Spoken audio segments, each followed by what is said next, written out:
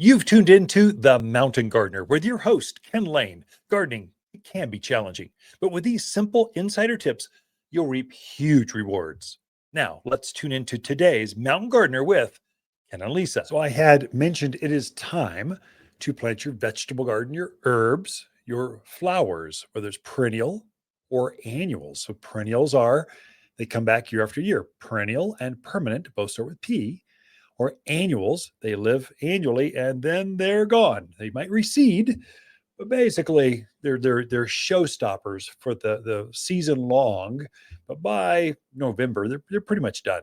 So they get frozen out. And so they're annuals. It is time to plant both. I thought I'd mention, how do you get the most out of your flowers? And there are some secrets. It comes down to food. For plants to produce that much growth and that many flower buds, and then to show off and be in color for that long, it takes a tremendous amount of energy to pull that off. If you're not fertilizing your plants regularly, they just kind of run out of steam. It looks like they're just anemic, or they're just not doing well. They were blooming so well early in the season, and then they stopped, and the flowers got smaller. There were less of them.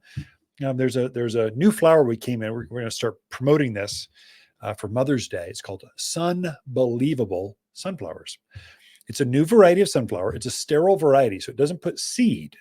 And because it self-prunes, so it blooms like a sunflower, about the size of not way bigger than a silver dollar, but not as big as your hand. It's a pretty plant. It doesn't get head high.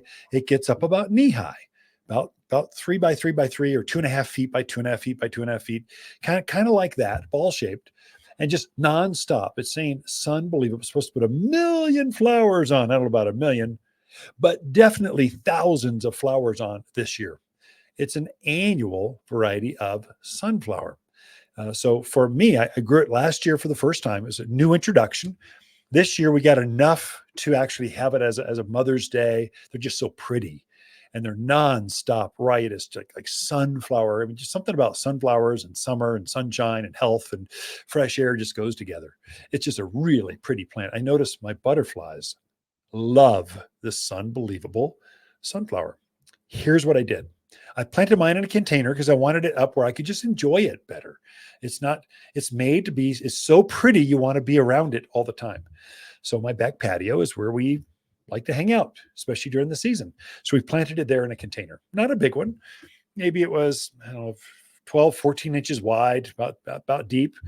Watered it, every other day or so, and I kept it healthy. Here was the secret.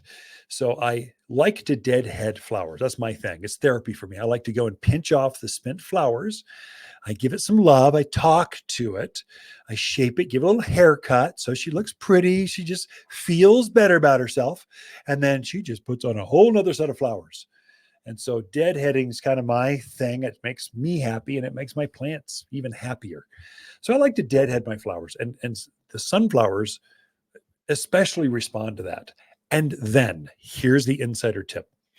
I fertilized my flowering plants, but especially that plant last year. I really focused on the Sunbelievable sunflowers. I gave it some flower power. It's a water soluble. It's one scoop of fertilizer in a gallon of water. I have my little green watering can out there. It's a 2-gallon watering can. So 2 scoops, put some water in it, and I go and water my flowering plants. And that thing just bloomed. I could not believe I've never seen a sunflower put that many flowers on. It truly does live up to the hype, which is, I'm kind of skeptical sometimes, but it really did. And so we went all in this year going, okay, that's Ken's favorite plant this year. We're going to have it for Mother's Day. It's going to be a promotion. We got several hundreds just sitting there. And so you'll see Facebook, Instagram. There's going to be a reel on it. It's going to be in the article. It's going to be everywhere. And so trying to promote it, because it's just one of my favorite, just easy, sun-loving, takes the wind, attracts butterflies. It has everything you want. Typically, sunflowers don't attract a bunch of wild animals. So it should be relatively rabbit and javelina free too. Anyway, Sunbelievable.